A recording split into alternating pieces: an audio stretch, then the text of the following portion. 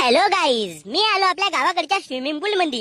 माझ्या गरिबीची जाणीव घेता वरच्या लोकांनी माझ्यासाठी रस्त्यावर एक सोडून मोठाले स्विमिंग पूल बनवून ठेवला. माझी हिंमत नव्हती होत म्हणून मी 90 पिऊन या स्विमिंग पूलचा आस्वाद घ्यायला आलो.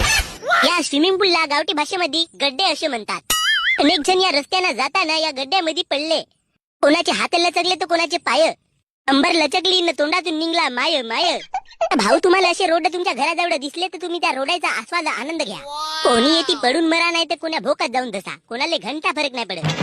ग्रामपंचायत वाले तर पहिलेच हात वऱ्या करतात. हे रोडायचे काम असेच करतात का? 4 महिने नाही झाले भोसडीचे रोडायला खड्डे पडून राहिले. आता या खड्ड्यामध्ये का आम्ही स्विमिंग पूल म्हणून आंघोळ धुवून का? याच्यासाठी टॅक्स देतून का आम्ही? भोसडीच्या ठेकेदार. अबे मी ठेकेदार नाही, इंजिनियर हो, इंजिनियर, कॉन्ट्रॅक्टर हो.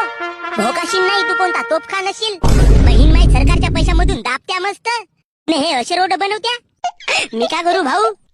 याला त्याला देता देता माझ्याकडे फक्त चड्डी घेवायला पैसे वाचतेत. तुमचा अर्धा पैसा तर ग्रामपंचायत वालेच दाब देत. तर रोड कोण्या भोकातून बांधून असे करता करता अर्धे पैसे तर यायलाच जातात.